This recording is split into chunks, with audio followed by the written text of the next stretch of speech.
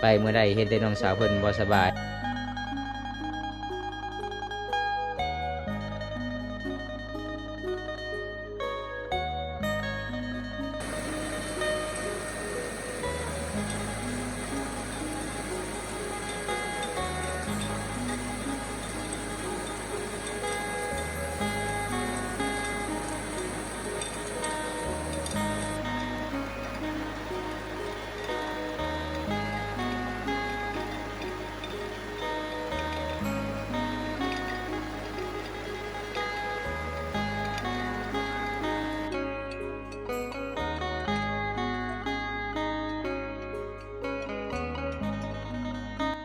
ส่วนรากก็เจ้าก็เลี้ยงแขวตามบอนจุดก็เจ้าเอาน้ำกินเลยทุกคนทางพุ่นก็เป็นหมู่บ้านทางนี้ก็จะเป็นหมู่บ้านอันนี้อยู่กลางบ้านก็จะเป็นห้วย อันนี้จะเป็นห้วยอีกก็จะเอาน้ำกินทุกคนเห็นบ่มีหมูมีควายก็จะดำรงชีวิตเลี้ยงปล่อยเลยในเขตบ้านหมู่บ้านนี้ได้แต่เราก็ไปตักน้ำได้มื่อนี้บังเอิญได้พอสาวบาปดำรงชีวิตอาบน้ำซักเสื้อผ้าหมู่บ้านน้องบ่มีน้ำห้วยใหญ่เด้อทุกคนมีแต่น้ำสางเขาเจ้าอาบแล้วก็เขาเจ้ากินกับน้ำนี่พี่น้องดำรงชีวิตวันนี้ก็ได้พอน้องก็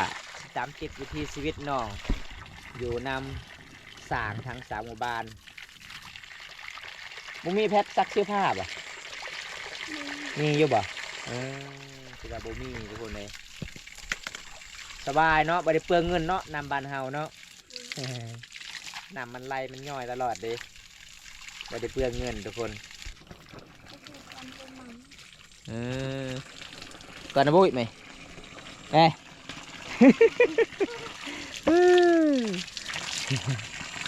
ผู้สาวบ้านปูนสิยืงได้นี่ได้มันธรรมดาได้เลยมาอยู่บ้านสิบึเนาะเจ้าน้องสนอยเนาะตะเกียเจ้าเกิดอยู่บ้านปูนต้งได้เจ้า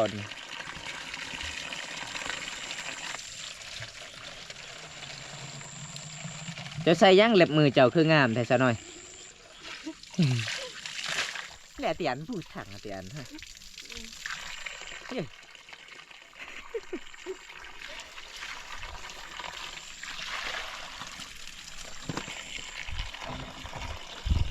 อันเตะคงแท้ไม่ได้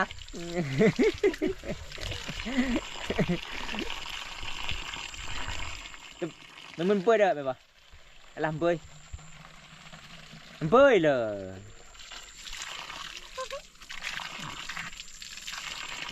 ครับเตียนนั่นเลย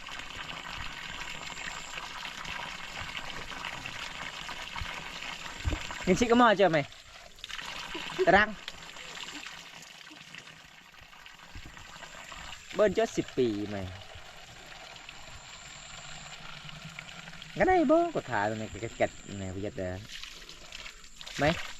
được bây giờ đợi cái kẹt mấy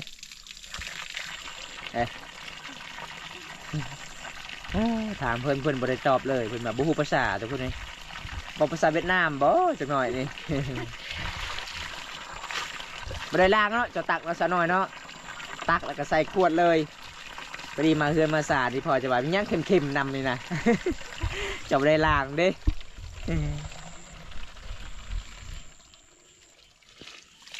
เพื่อนมาตักมานี่มีน้ำกระตุก4 หน่วยทุกคนแล้วก็มักน้ำเต่า4 หน่วย 2 หน่วยเพราะว่าฝนตกเมื่อวานนี้น้ำก็เริ่มสิขุ่นๆเนี่ย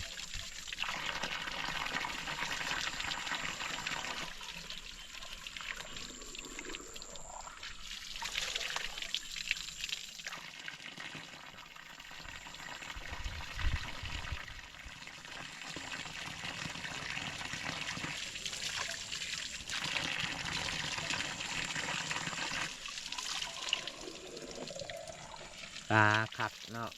นำเจ้าสบายเลยจุดตักควักเต็มมวนสาวน้อยเพื่อนดำรงชีวิตงานแรง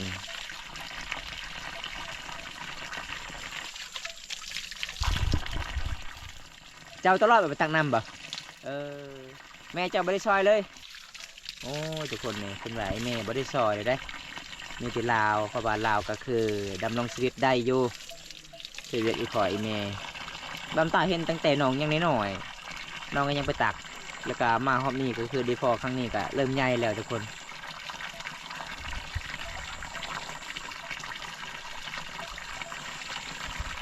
ไปเมื่อก่อนเจ้า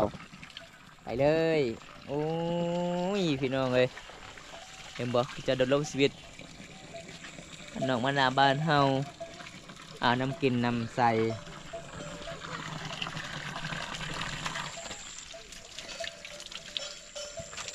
แล่แล้วว่าจะซักเขาให้เคยจะซักเสื้อผ้านะ เมื่อวานมาซื้อนี่พอดีพอเจ้าจะมาที่ไส2 คนนะมาได้ให้เสียยาให้บ่คนขยันไว้ดิเสียยาอย่างมันก็ไวพี่น้องเลยเห็นวิถีชีวิตน้องนี่น้องก็เป็นคุณลูกคำพาอีกคนหนึ่งได้ทุกคนดำรงชีวิตเจ้าบุมีพ่อบ่บุมีพ่อเนาะแม่ยังน้องเป็นลูกคำพาบุมีพ่อทุกคนอยู่นำแม่แล้วก็อ้ายเพื่อนแน่เมื่อนานก็ได้พ่อน้องยางมาเตะไฮ2 คนกับหลานดำรงชีวิตกับบุเฮ็ดกับบุมีเขากินเสียยาอะไร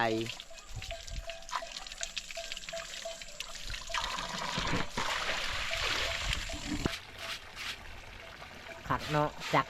สักเครื่องเด้จักคงแท้ อันนี้บ้านเฮาสักไปเดิมๆเลยทุกคนเอาด้วยมือสักบุมีจักสักเสื้อผ้า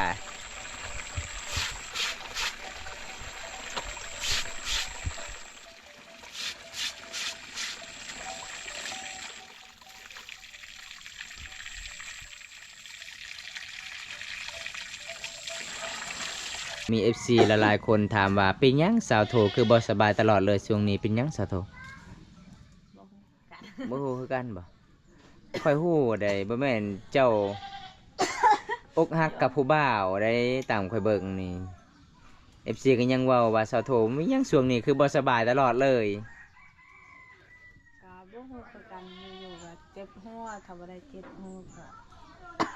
อีหยังเป็นไข้ตอนนี้นึ่งข้าวกับไข่ๆเลยเนาะ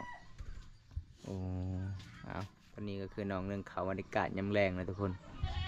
แต่มันแปลกเพื่อนน้องนี่บำตาสังเกตลองเบิ่งทุกคน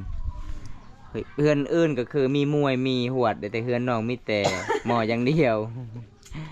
เอามากำลังเห่าเนาะวันนี้เนาะมาเจ้าเองเด้เป็นไอจังมือเลย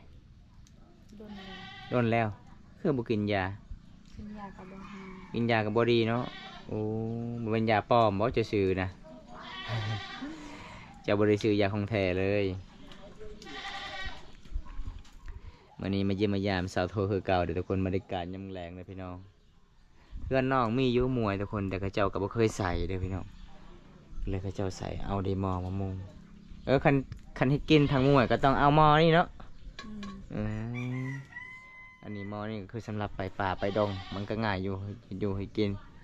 มียังอยู่เฮือนเจ้ามีกล้วยดิบก็ยังสิเอาสำนันสิคายบ่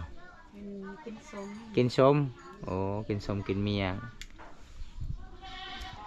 กันไปยามแรกนี่น่าสิได้พ่อเศร้าโถเลยทุกคนนึ่งข้าวเป่าไผ่เลยแล้วก็ตักน้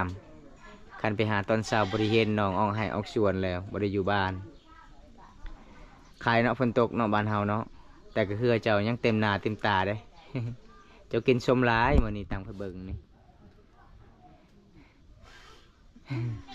กินส้มยังส่วนลายเขาเบิ่งเจ้านี่กินส้มนี่ลายที่สุดเลยคันกินน่ะข้าวนี่บ่ลาย เพิ่มพลังให้ยังลีเจ้า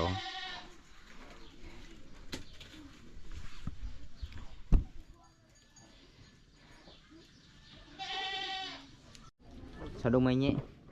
nó mày nó hơn bơ mày bơ chua cáiแต่บ่จะโดนยังเกิดครับจะโดนยังแล้วก็แต่ยอแนวมันก็กระยาอันมันไม่ปวด nhung bàn phục cái dàn mua cái mò bài ăn bên tớ mua cái mò ha มันเจอบางไซ nhưng là sẽ không có khang tới chả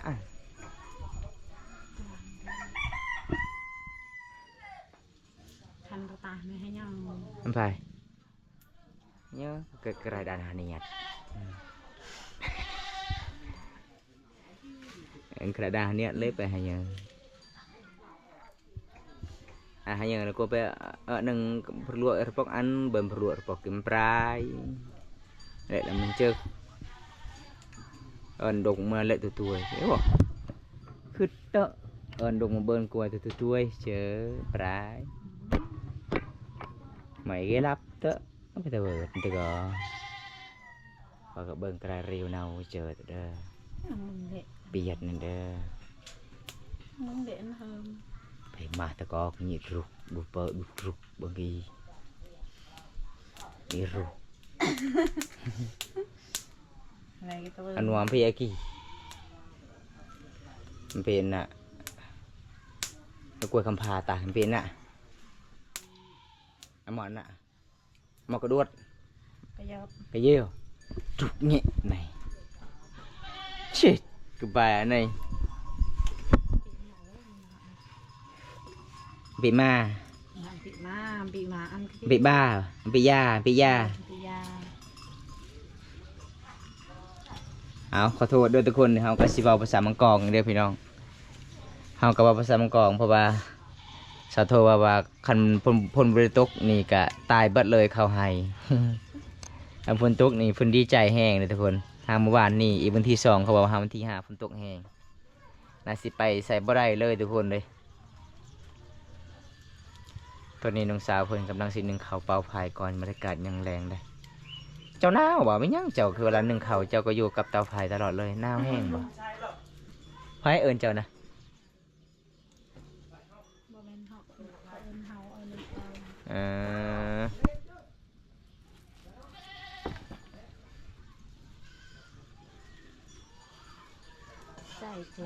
สุกไหวเนาะโอ้ไหวขนาดเลยทุกคนเลยประมาณ15 นาทีเลยสุกไหวขนาดเลยคันจะใส่มวยนี่ใส่หวดมันซา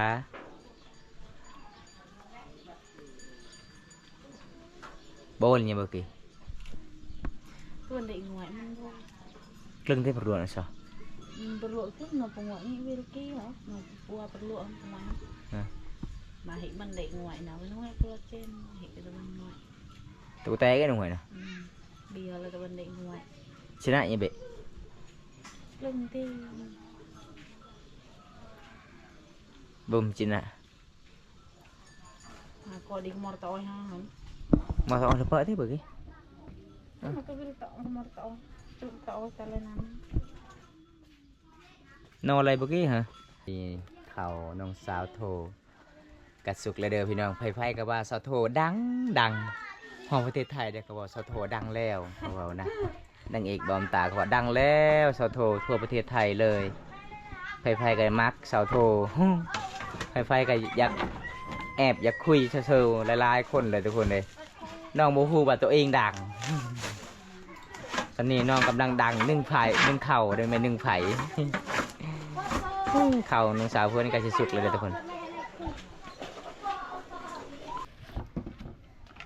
ไหวขนาดน่าสุกเนาะ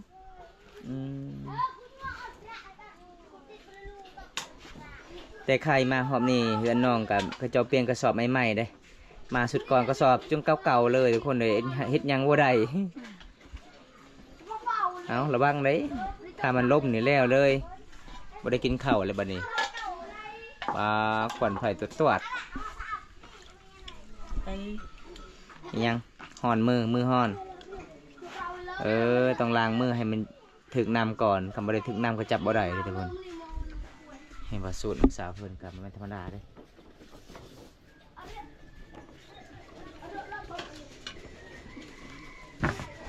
ฮอดบ่โลนึงบ่กลัวเนาะโลนึงนี่เนาะฮอด2 โลได้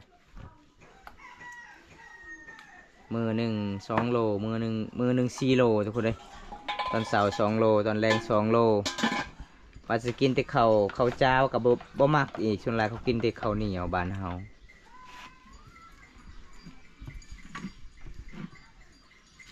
ข้าวหน้าเนาะนี่เนาะข้าวหน้ามันเริ่มอ่อน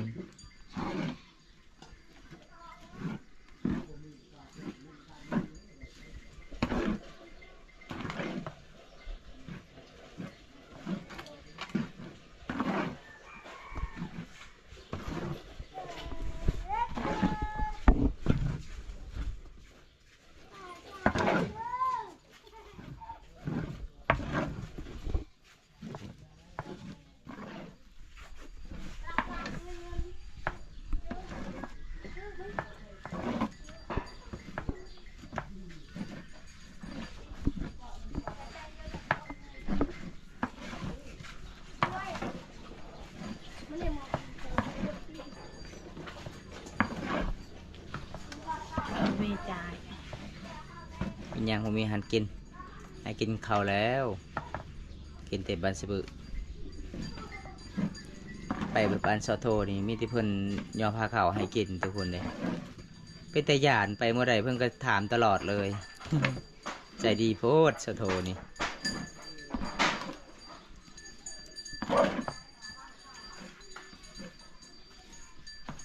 ใส่ติบเดียวแหละบ่ตันแรงบ่โอ้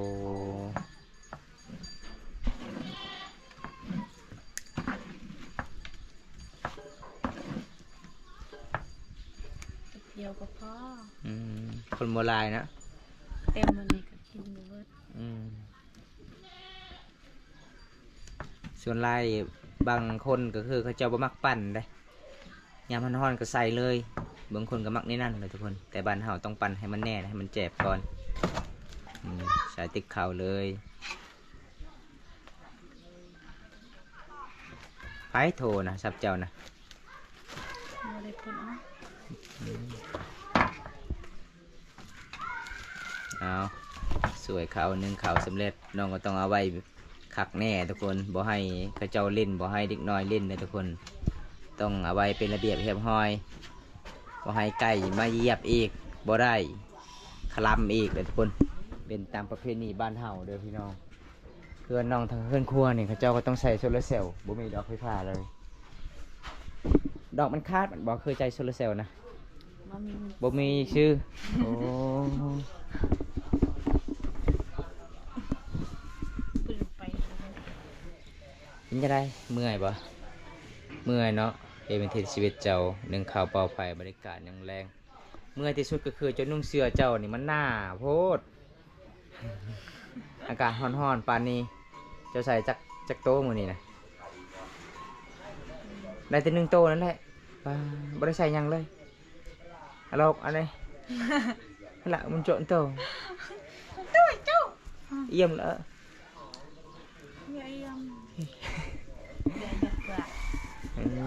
เพิ่นว่าอากาศร้อนเด้ขนาดอากาศร้อนเพิ่นก็ยังใส่เสื้อหนาๆแบบนี้แต่เพิ่นขับบัมตาใส่นี่อุ้ยไปบ่ไหวแน่นอนเด้มื้อนี้ประมาณ3 โมงแรงแล้วน้องกัน1ขับใบขนาดเลย แต่ประมาณ3 โมงแรงทุกคน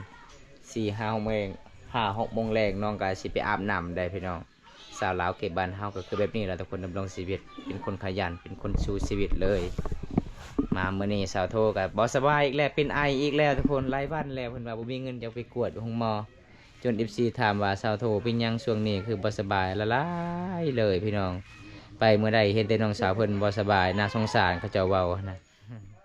เจ้าบ่ฮู้บ่ว่าเขาสงสารเจ้านะบ่ฮู้เลยเนาะแต่ FC เป็นห่วงเจ้าหลายเด้ถ้าสาวโทเท่าเขาเว้านี่โอ้บ่ได้เห็นแล้วสาวโทนี่คนดังเขาบอกมองประเทศไทยเขาไผๆก็บอกว่าสาวโทคนดังเด้